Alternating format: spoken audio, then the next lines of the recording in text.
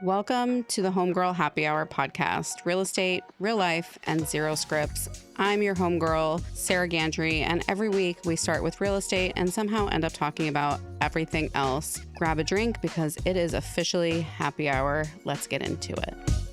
Welcome back to the Homegirl Happy Hour podcast. I'm Sarah, and today we're talking about the real side of real estate, not the polished Instagram version, not the recruiting pitch, the actual reality of this business and what's happening in today's market. My guest today is Dan DeMott. Dan and I met when we were both at Keller Williams, and we have both since moved to LPT. Dan, thank you for being here today. Thank you for having me. We're going to have, at Dan's request, some ranch water, so wish me luck, you guys. All right, so I feel like in today's real estate market, there's a big disconnect of what is reality and what is for Instagram and social media. I saw a post today, first thing when I was doom scrolling this morning, of a new agent who was saying that a recruiter told her she could close 50 transactions easily in her first year. And I just don't feel like that's realistic. Well, I think that's hard for seasoned agents to do, let alone setting that expectation for somebody who has just passed the real estate license. Sure. It's a funny industry, the real estate industry is, because it's one of the things I love about the real estate industry is it's one of the last places that you actually can accomplish whatever you'd like. Mm-hmm. So there's not many jobs or careers where the amount of money you can earn is truly just limited by your ability to work hard and get better at the skills involved in doing it. Fair. So I always love that about it. Hypothetically, it's possible that someone could sell 50 houses in their first year. I'm almost certain there's someone who's done it. Yeah. The hard thing, though, is the reality, to your point, the reality of what has to be done to get there. For sure. And that's where a lot of agents... Possibility and probability are very, very different. Yes. Things. And just the reality of the amount of work that's involved. Correct. It doesn't look like it does on Instagram to sell 50 houses a year. Or on reality TV or none of that. Correct. It is really hard. I was saying in another episode that I think I work harder at this job than anything I've probably ever done. Yes. And I think a lot of times I intentionally, because I'm exhausted, leave a lot on the table. Sure. And the hard part there is that there's the job of being a great real estate agent. Yeah. And how you take care of your clients and advise them and the work that's involved in doing it. And then there's being an entrepreneur and doing marketing and doing podcasts and creating a brand and lead generation and follow-up and systems and accounting and process. And so that's usually where people end up getting stuck. For sure. Is they go, well, I could help the client. I love helping the clients. That part's great. I just didn't know that I also signed up for building a business from scratch and trying to figure out every other aspect of building and running a business. Which is a lot for people. It is. Do you think that's something that is coachable? It's definitely coachable. It starts to go back to the story you started with. The first step is actually realizing, do you even want to sell 50 houses? I just made a video the other day. I was inspired because I saw it, someone selling a training program on Instagram saying, the foolproof formula to sell 100 houses in a year. Now, I've sold over 100 houses in a year. It's terrible. It's the thing that it looks great on paper. It looks great in your bank account, too. It looks great. Well, there's parts of that we can get into more detail of what you actually are left with. Correct. At the end, the revenue, the checks coming in look great. But I mean, I compromised time with my family tremendously. I compromised my relationship with my wife for a year in a big way. I made a lot of compromises, and I don't know that most people get into this business because they want to. For sure. Make those kind of compromises, nor do you need to. The flip side is that the great thing about this business is, especially if you're in a major metropolitan area, with where median home prices are, you could build a really great business selling 12 to 18 houses a year, delivering exceptional client service, make really, really good money, and absolutely love that business. And have phenomenal work-life balance. Yes, exactly. Yeah, I think that is probably what I love most about this industry, is that it does certainly afford a lot of freedoms that other careers would absolutely not. Yep. I also think one of the other things that is underappreciated is the longevity in the career. Like this is an industry where you can be in it for years. There's amazing real estate agents who are well into their 70s and 80s and still out there delivering great service and taking care of their clients.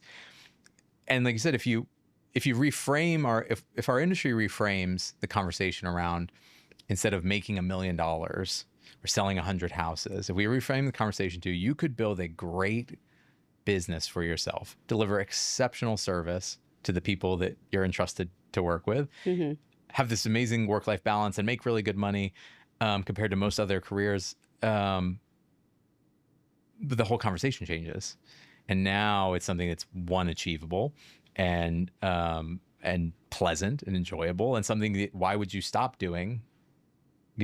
Because you could do it for the next 30, 40 years. Yeah, and I think it's important. I think that's a good point, only because of the fact that for so many, it's not necessarily, doesn't start with the money, right? I don't think I got into this because of the paycheck. I got into it because I wanted something that allowed me some flexibility. Yep. And so it's certainly, I have achieved that, if not both of those things. So I think that's an important thing to point out to people. But I do think that the expectation that is given to a lot of these new agents is certainly unrealistic often. Definitely. The public image is not the reality. It is really not at all. No. I also think that agents who got into this industry 2 years ago, 3 years ago, when we were in a massive boom, were equally set up for unrealistic expectations. I think agents coming into it now who are learning, maybe in a more balanced market, how to be an agent, in the long term will be more successful. Yeah, it's... I'm a eternal optimist. So it's always a good time to get into the real estate business for different reasons. When the market was booming during COVID, you could learn a lot because it was fast and there was a lot of clients around and people could get in the game and they were writing contracts and you're competing in multiple offer environments. You had to really know what you were doing and you had to run a better process. And if you're getting in the business right now, it's really hard. And you have to learn how to sharpen your skills, and you have to learn how to put in more reps. And you have to learn how to network and market and do more, because in this market today, it takes more activity to get fewer results. But the people who are willing to do it are building amazing businesses and great skills. And every year that I've been in and around the real estate business, whether it's been up or down, through the financial crisis, through COVID, and everywhere in between, there's always people having the best year in their career. 100%. Yeah. I think that was for me last year when other people were struggling to sell a home. I had a phenomenal year. This year, it's a little slower to start. Yep. So I think you are right on that point. What is one piece of advice that you would give to a new agent, specifically in our market right now? Here's the controversial piece of advice I'd give to a new real estate agent. Love controversy. Okay. There's 2 parts to it. Okay. 1, all the things that you're told to do as a new agent that you want to do are a waste of your time. I'm talking open houses. I'm talking filming TikToks and Instagram reels. If you get in the business and you want to do the task someone tells you to do it, guaranteed it's not going to get you the results you want. The things that you don't want to do are not that as hard as you think they are, and will almost guarantee you success. And that's not my personal opinion. That's the data that we have about how people choose their real estate agents, right? Disproportionately, people choose their real estate agent because either they know that person or they are referred to that person by someone who knows them. It's database marketing. So the advice that no one wants to hear when they get in the business, which is you need to take all your friends and family and everybody who's in your phone, and you need to put them in a database and you start contacting them and sharing that you're a real estate agent. No one wants to do that. It's over 60% of how everyone finds their real estate. It's still how I get probably more than 60% of my business comes from my sphere. And it's it's true across everyone who's successful, yourself included, but this is National Association of Realtor data. They take a survey of buyers and sellers every year. The data has been consistent for over a decade. It is the number one source of business. So if you're new and you want to have success, you have to start telling the people you know, because they're the people who are most likely to give you an opportunity. And when you look at what are other ways that people find their real estate agent, and you look at open houses and floor time at the real estate office and online leads and all that stuff, you're fighting over single digit opportunity. So that is the thing that no one wants to hear. But if you do that, you will have success. That would be my first thing. The second controversial thing I would tell you is you don't need to learn how to write all the contracts. You don't need to learn how to use all the software. You don't have to be the expert at everything. You need to have a basic working knowledge. Mm-hmm. Okay. But you don't have to be an expert, because the job of the real estate agent is to start a transaction. It's to find someone who has a desire to buy a home or sell a home and get them off the sidelines and into the game. Once you get past that point, a whole team of people become involved, and you know this. All of a sudden, it goes from you and your client to you and your client and the buyer and the buyer's agent and the lender and the underwriter and the title company and the appraiser and the inspector. And before you know it, there's 15 people who are involved in this transaction. That's a blessing for someone getting started in the real estate agent. The chance that you're going to make a colossal mistake is almost zero. There's too many people involved who will help you and catch you along the way. So I see so many new agents go take all the classes. They become absolute experts on writing contracts and then never write one for an actual client. I think that's probably when I started, the thing that gave me the most anxiety. I would check it 15 times myself, and then I would reach out to another agent that I was close with that had more experience and have her check it 15 times, because it gave me tremendous anxiety. Yeah. And probably to some degree unnecessarily. Absolutely. And it's having the anxiety is great, because you don't want to make mistakes. I didn't want anyone to lose money because I fucked up. Of course. But the other cool thing about our industry is that so many agents, any agent in any brokerage anywhere in the country, has someone in their office who would, for a cup of coffee, review their contract and make sure they don't make a colossal mistake. So it's like, again, it's the fear of taking action on generating business before you fully understand how to write the contract that gets in the way. You have to just say, I need to go find business first, and then I'll figure out how to service it approach after. Yeah. So then where do you think the best places for agents to generate that business outside of their sphere? Outside of sphere of influence, I break it up into two categories, right? You've got active lead generation, which is all the old school stuff. For sale by owners, expireds, cold calls, door knocking, open houses, right? All of this stuff. It's active because it's time for leads. The more time you do those activity, the more leads you get from it, right? And then passive is all the new school stuff. It's Facebook Marketplace ads. It's paid online advertising on all the platforms. It could be a YouTube channel. It can be Instagram or TikTok in very specific cases.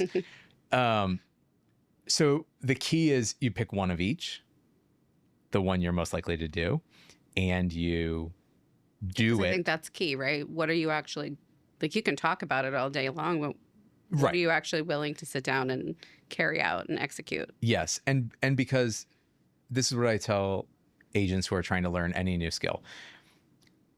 We always focus on how to get better at something, but the reality is you can do more faster than you can get better. So it's just the math of conversion, right? If you make 100 phone calls and you get 2 leads out of that, so you have a 2% conversion rate. It might take us 6 months to get you from a 2% conversion rate to a 10% conversion rate, right? 6 months of painful calls and getting, rejected and having to work on this and script practice. I think that rejection is probably what keeps most new agents from being successful. Absolutely. I think that's why that number is so small. Absolutely. But on the flip side, if you flip it around and say, I don't want you, and this is what I coach, especially new agents, I don't want you to get any better at this. Whatever skill level you have today, that's what we're working with. Okay. So, but instead of making 100 calls, I want you to make 400. because now we went with no training, no improvement at all. We go from 2 to 8 leads, right? And you can do that across almost any of these activities. And to your point about like fallout, the other area new agents especially make, but even established agents can do this, because it's that numbers game, it's that conversion. Mm-hmm. There's a certain number of activities you have to do to get to a closed deal. So let's say if it's open houses, for every open house you hold, you get 1 lead. For every 5 leads you get, you'll get 1 contract, let's say, hypothetically. So if you do that math, then you have to have 5 open houses. So the question then becomes, how long is it going to take you to do those open houses? And new agents especially are amazing at dragging this out, right? So it's like, well, if you could do 5 open houses in 1 week, or you could split it out over 5 weeks, but 5 weeks from now, you're so discouraged from doing the activity that you're just like, this doesn't work for me. You give up. Right. You just give up before you get there. So again, that's why I just really focus on more reps and faster, especially for new agents. In that process, they'll get better. Yeah. But I think they're that's also important for like much younger agents. My son just got his license, for example. Yeah. I don't feel like he has a giant sphere of influence at 24 years old that are necessarily ready to buy a home. Sure. And so I think those other activities become that much more important if you are an especially young agent. Yeah, but I also think young agents are so funny. They get so in their head about it. And I get this. I got my real estate license when I was 18. So I was the kid who was like running around and sometimes being told like, you're a kid, get out of here. But also for every person who said that, someone would be like, well, why should I give you a chance? And give me the opportunity. There's a lot of people who like to give young people opportunities. That's key. Also, a lot of like your son's friends aren't buying or selling houses, but their parents are. Mm-hmm. And a lot of their parents would probably give him an opportunity if he presented himself the right way and started marketing to them. And you know, so the sphere of influence thing holds up, even in those instances. And then sure, because of the limitation, there are limitations there. You've got to look at, well, how can I generate other leads and build my database in other ways? But that's where having a plan that involves multiple strategies comes into play. Yeah. I wish we had the sticky pad here, because I remember meeting with you when I first came over to Keller Williams with Tracy, and you kind of drawing out the equation for me of this is how many meetings you have to back into this number essentially that you want. Can you explain it without it? Yeah. Without a visual? Because I think that's helpful, I think. Well, the businesses, all businesses are just math-based. And if you understand the math behind them, then you can make better decisions. So you can work backwards in real estate from how much money do you want to make? How many closings does that require based on your average commission? From that, we should assume that you'll have to take a certain number of listings or buyers. We should assume that not all of them are going to close in a calendar year, right? So if you want to sell 8 houses, you probably need to list 10 or 12 in a calendar year to close 8 in that same time period. So we work backwards again. We should assume, again, based on everyone's skill level, that if you're going to take 10 listings, let's say, you might need to go on 15 or 20 appointments. Assuming you're not going to get all of them. What are you talking about? I always get it. Exactly. And then that's a whole different problem. And so you can work your way backwards to a point where you really have clarity in this business of, okay, on any given week, I need to try to talk to this many people about real estate. And then that sort of unlocks the chain moving forward. Again, then it all just comes down to, well, what activity are you going to do? Are you going to door knock? Are you going to do open houses? Are you going to record podcasts? Are you going to will you do enough of them so that you get the leads, which turn into appointments, which turn into contracts, which turn into closings? I think we can take door knocking off for the next several months in South Florida. Certainly here in South Florida. Not happening right now. In our market, we are in a market that is seeing a shift. Mm-hmm. And I think depending on where you are, that shift is either a reset or in certain areas like downtown, maybe a little bit of a boom. Sure. If you are investing in real estate in Palm Beach County right now, where are you going? That's a complex question because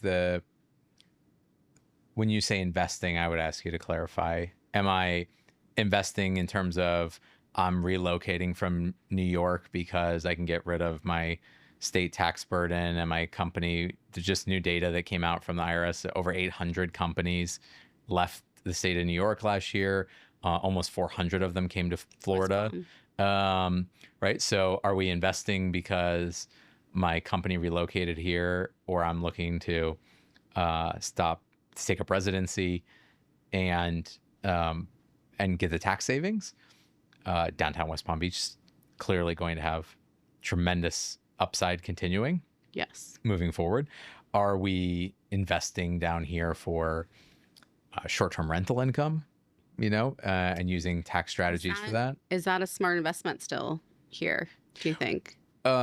It can be done very well. And again, there we've got external motivations, right? The majority of people who are investing in short-term rental properties are doing it so that they can take advantage of bonus depreciation, which came back under the big, beautiful bill that was passed last year. So if someone owns a business and they have or have some other sources of income, they can offset a very significant amount of that taxable income by buying a short-term rental and operating it here in South Florida. And so there's a lot of complexity there, but there's great opportunities for that where somebody who has those kind of incentives. The other thing I think probably here's the South Florida real estate opportunity that's most slept on right now. Mm-hmm. Condos. For sure. I could not agree more. There are... Can throw a number out there and half of these people will take it at this point. Yes, we're talking almost a year worth of inventory sitting on there. It's awful. It's awful. But here's and for good reason, right? Yes. People understand the fees are very high. There's been obviously tragedy like what happened in Surfside, but also lots of other lesser significant issues in the market. However, what people don't appreciate is that the Florida State Legislature has done some amazing work over the past 3 to 5 years to pass legislation, which is starting to now roll out, requiring these condos to get structural surveys, to have their financial reserves reviewed. Which is huge. Which is, really huge. Long term, these changes are significant and incredibly important. It's that short term, those growing pains are tough for people. But from an investment standpoint, what I would say is that 100% you're buying any condos that you're buying if you do your homework. And now that all those reports are available and there's good buildings and there's buildings that are going to need a lot more work. But if you do your homework, almost any condo you buy now is going to be worth significantly more 10 years from now, probably even 5 years from now. And it's going to beat any other real estate investment in Florida. And that's not as complex as assessing the situation. It's just supply and demand. The condo inventory is essentially at this point excluded from financing. And so when you remove all finance buyers from any market, they represent the majority, you're competing for a very small pool of potential buyers. But those buyers are going to get unbelievable deals. And as all of this happens over the next 5 years, the financing will come back in and those buyers will be competing for condos. Do you think our legislature is missing an opportunity, or even some of these associations are missing an opportunity to help solve some of our affordability crisis here in Florida as well with all this inventory? A lot of them are 55 and over communities. If that number came down even a small fraction, you're solving, I think, a big problem for people. It's a tough one to solve. It really is. Yeah. And I'm not one to think the government's great at coming up with solutions to any problem. and which is why I do want to give them credit where they have made improvements. Like they've Fair. really cleaned Yes. up the condo market in ways that are smart. Is there more that they could do with the cost of insurance in Florida? Absolutely. And I hope that they do that. I think that would have a big impact on affordability. But overall, the biggest issue we have with affordability is a generational demographic issue. Yeah. There's just not enough homes for the number of people who want to be here. We have a lot more people living and living longer than ever, which is amazing. Great. For humanity and terrible for the real estate market. And we've got just limitations of living in South Florida. We have the ocean on one side, we have the Everglades on the other. You can only put so many houses so quickly in any one place. But here's the great news again for your investment argument.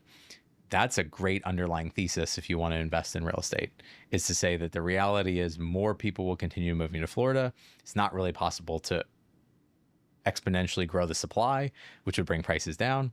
And the biggest factor that's keeping prices inflated is supply and demand driven by demographics that aren't going anywhere. Right.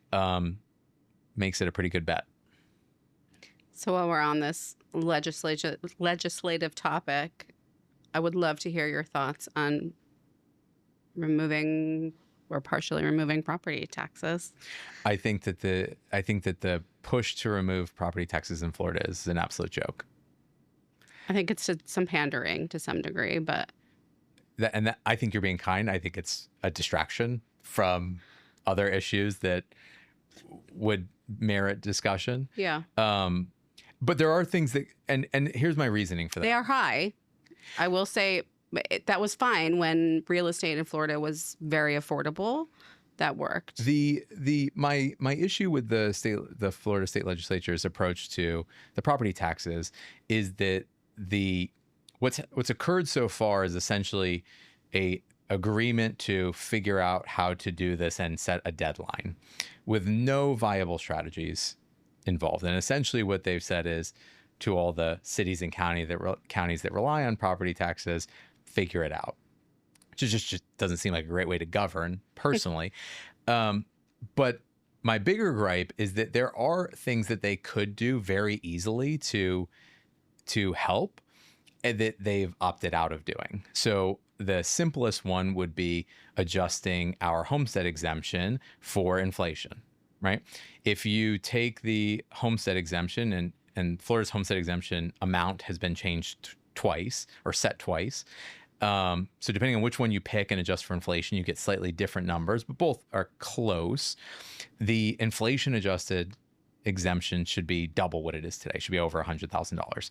So if your goal is to make home ownership for full-time residents in Florida more affordable, a very simple thing you could do is say, we're going to reward people who homestead their property by adjusting their taxes down through a mechanism that's already legal in Florida, already approved, and just needs an adjustment because it hasn't kept up with inflation.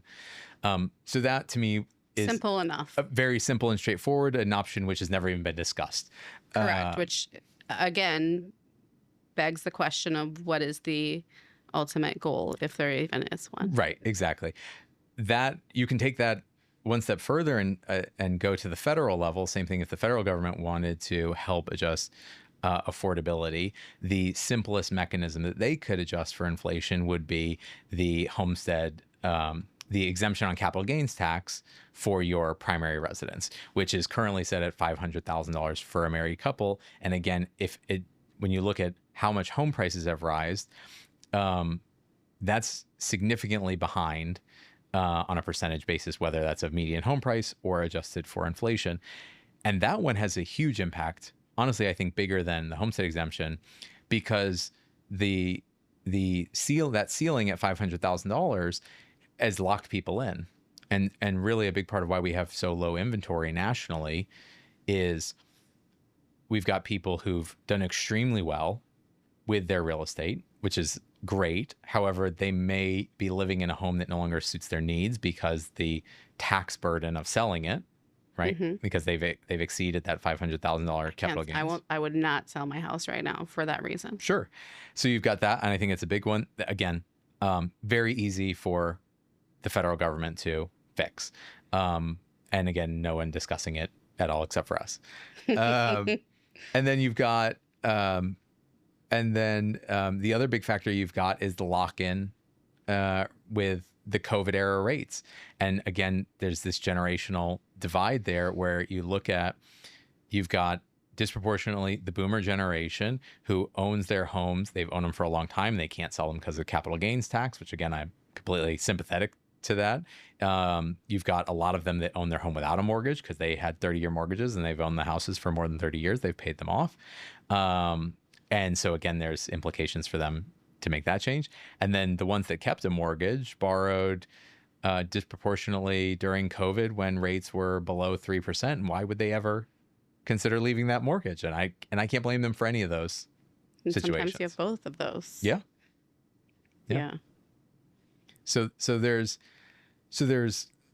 I guess, bring it back to your point, there's real things that could be done to help the housing market. But instead we talk about getting rid of property taxes in Florida, or at the national level, we talk about stopping hedge funds from buying houses, which is laughable because of how small a percentage of the market it represents. But they make for great distractions because we're talking about, should hedge funds be able to buy homes when that represents low single-digit % of the overall market? And we're not talking at all about changing the capital gains tax on selling your primary residence. I just don't think consumers are educated on maybe what actually is important to them or should be. Yeah. I mean, even the interest rate conversation, I hear it every day. I'm sure you do. People are still sitting waiting for either the market to crash, which there's really not a tremendous amount of indication that is going to happen, or prices to drop significantly, or for any kind of major rate adjustment, especially now after we've entered a war. Things have gotten much worse than they were at the start of the year. Yeah. So I think that, but that's on us as real estate agents, right? I would agree to some extent, yeah. But I think people are also bombarded with tremendous amounts of information online. And so having, you can have a conversation with somebody 1 minute and then they turn around and they're hearing new information that's conflicting to what you've just shared. Yeah. And so I think it's a little bit of information overload too. Absolutely. And we live in a noisy world, right? And so if I, again, to tie it back into real estate, right? It's like, well, why is contacting your database consistently so important? Because you risk being drowned out by the noise of all the information that we all live in, most of it being garbage. And so that's to your disadvantage as a real estate agent, because you're constantly fighting against whatever the national news story of the day is or whatever the president tweets. And now you've got to come from behind and talk people into buying or selling their house, or what's happening in the market's good or bad. And what's actually happening, and the information that we can be sharing, like we're discussing now, isn't getting shared at the same level, right? Right. So to me, it's why I push, email marketing and sharing these stories, right? And I think there's a huge opportunity for real estate agents, and this could be kind of an interesting segue into like where the real estate industry goes from here. But I think that the consumers actually really want to know this stuff. They really want to know what's going on. I agree. And we've got to move past like the selling sunset version of real estate, right? And not every video can be a real estate agent jumping into the pool. Some of them should be talking about substantial issues that are affecting the housing market. Yeah, I mean, I think we have an obligation to do so to some extent. Definitely. I also think that we have a tremendous amount of real estate agents who probably don't understand a lot of that information themselves. That's definitely true. So it's also important for us to continue to educate ourselves on these matters. Yeah. Because again, they're going to come to us, right? Our clients, our sphere we should be the one that they are coming to. That's what we want ultimately. We're the the expert, we're the one that they trust. Yep. If we don't know, they're going to turn to somebody else. Yeah. And not just, and again, in the world we live in today, I think not just the one that they're coming to, but the one that's putting out the story, right? Here's what's really happening. Here's what the news isn't saying. Here's what I'm seeing. Here's where the opportunity is. There's so many people love real estate in this, in America, especially. So people always want to talk about it. Whenever I go out to something with my kids and there's other parents around and I say I'm in real estate, they always go, well, what's going on in the market? Everyone wants to know. Yeah. So it's always funny to me that real estate agents shy away from that. It's like, we're not selling life insurance. Like, no one wants to talk about. We're selling real estate. Everyone wants to talk about it. It's on the front page of the news constantly. So if you have that, you should push out good messaging about it so that you're not waiting for them to come to you, but instead they're seeing what you're putting out there and going, oh, that's interesting. Or I have questions about that. And maybe being the voice of reason, because I also think that we have a lot of stories that get very sensationalized. And I think it's important to be a logical voice for our clients. Yeah. Because real estate is emotional enough without the media taking things and running with it. And we don't get Florida is a great example of that. Like, the Florida market is crashing. There's too much of it. When the reality is, and we're talking single family homes, the inventory is pretty low. Sure. And there's, and it's always so much nuance, right? And again, this is why we as real estate agents have to step up to deliver the messaging. Got to do better. Yeah. If you let the national news tell Florida's story, it looks bad. Of course, if you're in Florida, you understand that it's segmented. The Southwest Florida market is very bad. Very bad. And for good reason. They endured multiple hurricanes. Properties were wiped out. A lot of inventory was put on the market. A lot of it has to be rebuilt. They've never quite recovered from that. But on the Southeast coast, it's certainly not the case, right? And then condo market is really bad, but the single family home market's fantastic. If you go up to Jacksonville, they're absolutely booming up there. So that's why I think if you're a real estate agent and you're not putting out enough content on social media and an email and in every platform we have available to us, talking about what's actually happening, then you're always fighting against a story that's inherently going to be wrong because the perspective that they take. Okay, to wrap up, do you think Palm Beach County still has a lot of momentum? Oh, 100%. More momentum than it's ever had. I'm a South Florida native, not always in Palm Beach County, originally from Broward County, but I've been in Palm Beach County a really long time.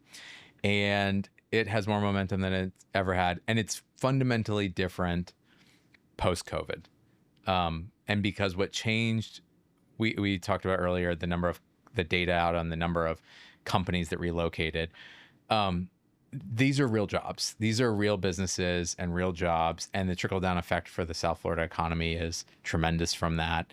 It's not just service industry anymore. It's not just service industry. Financial services. Yeah. But certainly, like you said, real companies, real jobs coming to this area. Yeah, in a big way. And here in Palm Beach County, you have all the downtown West Palm development, which is being spearheaded by Stephen Ross. And I think there's we can get into the ethics of this probably off air, but you've got one of the wealthiest men on the planet who's decided that his last legacy move is going to be to make West Palm Beach a major city, and bring real industry and real buildings here. And he's personally funding it. That's not someone you bet against. He's making it happen. The skyline's changed tremendously in the past 24 months. It is faster than anything I have probably ever witnessed in terms of real estate transformation. Yeah. My family's been here since 1980, so significant time in South Florida. And I live in Wellington. I've watched Wellington change. He's also building in Wellington and transforming that. I don't think I've ever seen something quite as quick. Yep. And there's and then because of that change too, what we've really had is the ceiling has come off, and I think people don't pay enough attention to the highest ends of what happens at the highest ends of the market, and for obvious reasons, it's hard when you're struggling to buy a single family house to look at who's buying $180 million oceanfront property. But we've got very close to where we're sitting in the studio right now, Ken Griffin building what will be a $1 billion house in Palm Beach. And while that's astronomical and we can have all kinds of arguments about the ethics of that, the reality is that when he brings the ceiling up to $1 billion, everything else shifts up. Correct. Appropriately. And there's always been a limitation on Florida that it wasn't New York, that there were ceilings on things that, those kind of jobs were never going to be here. Those kind of people would never live in Florida. And that seems to have gone out the window. Yeah. Or out of the roof. Absolutely. That ceiling is gone. Well, thank you, Dan. Thanks for having me.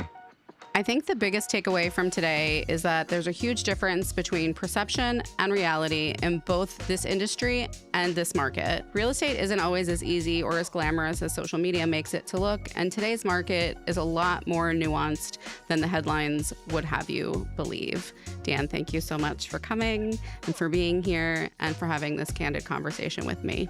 All right, we clearly covered a lot and somehow still ended up all over the place in the best way possible. That's it for this episode of the Homegirl Happy Hour podcast, Real Estate, Real Life, and Zero Scripts. Make sure you're following along, and I'll see you next week for another happy hour. Cheers.